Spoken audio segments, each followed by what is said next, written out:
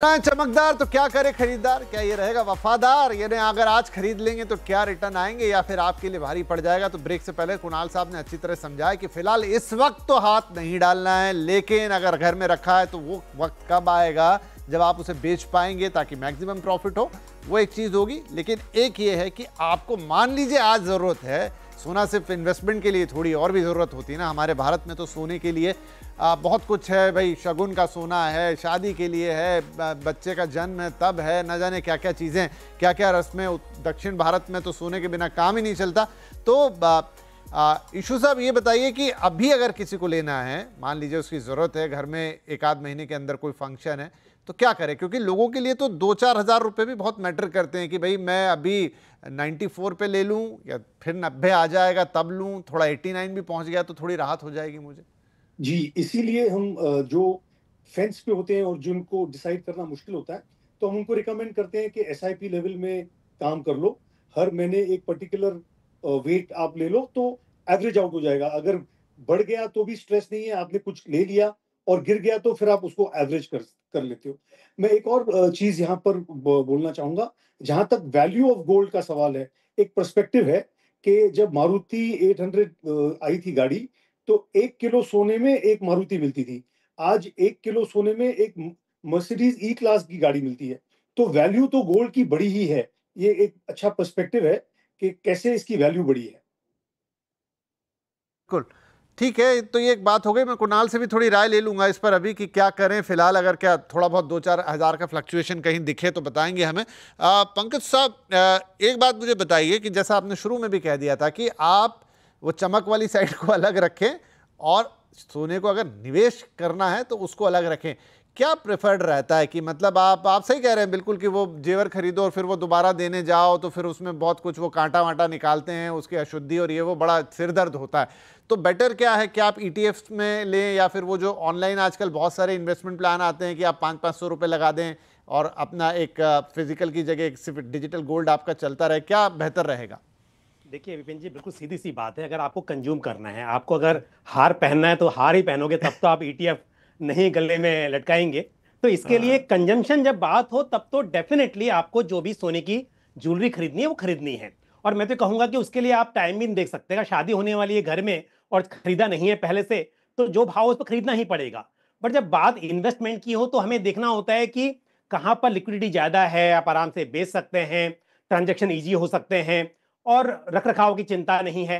तो डेफिनेटली जो आपके पास में फाइनेंशियल असेट के रूप में गोल्ड अवेलेबल है, चाहे वो सॉवरेन गोल्ड बॉन्ड हो या फिर गोल्ड ईटीएफ हो या गोल्ड म्यूचुअल फंड हो, ये बेहतर चॉइसेस मानी जा सकते हैं। इवन अगर आप बात करें डिजिटल गोल्ड की, तो मैं उसको भी नहीं प्रीफर करूंगा यहाँ पर। इवन फिजिकल गोल्ड में लेने के लिए तो आप गोल्ड के बार एंड कॉइन्स भी बाय कर सकते हैं। लेकिन क्योंकि ये जो विकल्प हैं आज की तारीख में फाइनेंशियल असेट के रूप में, वो बेटर दिखाई देते हैं। तो डेफिनेटली गोल्ड ईटीएफ में आप निवेश कर सकते हैं, क्योंकि यहां पर आप यूनिट के रूप में बाय करते हैं और एक छोटे से अमाउंट से भी आप शुरुआत कर सकते हैं और ऐड कर सकते हैं, जब चाहे बेच सकते हैं। डीमेट अकाउंट नहीं है तो आप गोल्ड म्यूचुअल फंड बाय कर सकते हैं। गोल्ड म्यूचुअल फंड अल्टीमेटली वो फंड ऑफ फंड होता है जो कि गोल्ड ईटीएफ में ही इन्वेस्ट करता है। और फिर सॉवरेन गोल्ड बॉन्ड, हालांकि नए इश्यूज नहीं आ रहे हैं, लेकिन जो पुराने इश्यूज हैं उनमें डेफिनेटली इन्वेस्ट किया जा सकता है। लेकिन थोड़ी सी लिक्विडिटी की बात करें तो गोल्ड, सॉवरेन गोल्ड बॉन्ड जो हैं उसमें लिक्विडिटी नहीं होती है। ऐसे तो आप ट्रेड कर सकते हैं, लेकिन बायर नहीं होंगे तो ट्रेड कैसे करेंगे? तो लिक्विडिटी बहुत कम रहती है। तो ऐसे में गोल्ड ईटीएफ या गोल्ड म्यूचुअल फंड बेटर है। बट यदि आपको लॉन्ग टर्म के लिए रखना है, क्योंकि 8 साल की मैच्योरिटी होती है गोल्ड, सॉवरेन गोल्ड बॉन्ड की, और पुराने बॉन्ड्स बाय कर रहे हैं तो उसकी मैच्योरिटी मान लीजिए आपसे 3 साल के बाद है, 4 साल के बाद है, आपके पास अगर होल्डिंग पीरियड उतना है तो सॉवरेन गोल्ड बॉन्ड भी एक अच्छा विकल्प है। डेफिनेटली वो भी कंसिडर किया जा सकता है। और विपिन जी, मैं बात को दोहराऊंगा एक बात और। अभी आपने शुरुआत में कहा कि ये ज्वेलरी अलग और ये अलग। मेरा एक वजह सिर्फ ये, जो आप जो उसमें से जो ज्वेलर्स हैं थोड़ा काट के, या फिर जो आपका जो मेकिंग चार्जेस होते हैं वो कट जाते हैं, वो तो एक तरफ है। मेरा कहना तो ये भी था कि ज्वेलरी कोई बेचता नहीं है, ज्वेलरी खरीदी जाती है और वो जनरेशन टू जनरेशन रखी जाती है जनरली। तो यदि आपका प्योर मकसद इन्वेस्टमेंट है कि भाई मुझे इन्वेस्ट करना है, पैसे निकालूंगा और फिर घर खरीदूंगा, ये बच्चों की पढ़ाई के लिए उसे इस्तेमाल करूंगा, तो ऐसे में ज्वेलरी नहीं बिक पाती है। आपको करना ही चाहिए और बेचनी भी चाहिए ज्वेलरी।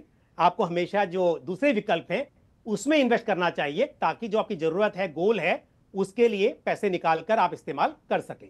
जी जी बिल्कुल बिल्कुल। अब क्विकली, मेरे पास 1 मिनट ही रह गया, कुणाल साहब मुझे बताइए कि अभी कहाँ, मतलब जो लोग खरीदारी के लिए बैठे हैं फॉर एनी रीजन, मैं टिपिकली निवेश की बात नहीं कर रहा हूँ, कोई मौका मिलेगा अभी 95 के आसपास है कि एक बार फिर कभी 90 आ जाए, या किस हालात में वो हो सकता है?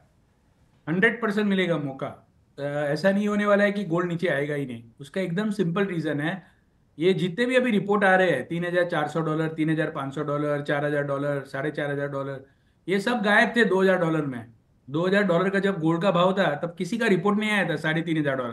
अब 3,100 में, 3,200 में है। आप 3,500 का रिपोर्ट निकालेंगे तो कौन सा बड़ा अचीवमेंट है? ऑलरेडी गोल्ड के प्राइसेस 40% ऊपर है। सो अल्टीमेटली आप देख रहे हैं इंडिया में, इनफैक्ट ये लेवल्स पे ज्वेलरी स्टोर में मोर देन बायर सेलर आ रहे हैं। सो चांस मिलेगा, वो चांस को कैपिटलाइज करना, वेट करना चाहिए। Don't try to chase the gold price, it will come down on its own weight. I am not fundamentally bearish, but I am expecting a healthy profit taking correction in gold prices. चलिए, दोनों बातें एक साथ कह दी कुणाल साहब ने। तो जिन्हें खरीदना है किसी पर्पज से, उनके लिए भी मौका बनेगा, और जिन्हें अभी लग रहा है कि भाई बहुत तेजी है, तो भाई ऐसे में एकदम हाथ ना डाल दे गोल्ड के अंदर, क्योंकि ऑलरेडी प्राइस बहुत ज़्यादा ऊपर चढ़ चुका और फैक्टर इन भी है। अब रिपोर्ट्स बहुत सारी हैं, लेकिन अगर हम अपने शो के एक्सपर्ट की माने तो कोई जल्दबाजी दिखाने की ज़रूरत नहीं है। जिनको रखा है, जिन्होंने इन्वेस्ट इसलिए किया था, प्रॉफिट बुकिंग का एक अच्छा समय जरूर देख सकते हैं, ताकि आपको ज़्यादा से ज़्यादा फायदा हो। तो thank you very much. I think आप तीनों ही मेहमानों ने बड़े अच्छे पर्सपेक्टिव, अलग अलग जो चीज़ें हैं गोल्ड को लेकर, उस पर अपनी राय रख दी। चाहे किसी भी तरीके से आपको गोल्ड की ज़रूरत हो, निवेशक के तौर पे या एंड यूज़र के तौर पे आप इसको समझना ही चाहते हैं, आज सारी बातें आपके सामने यहाँ पर रख दी है। बहुत बहुत शुक्रिया आप तीनों का ही सारी बातें हमारे साथ करने के लिए और हमारे दर्शकों को समझाने के लिए। नमस्कार।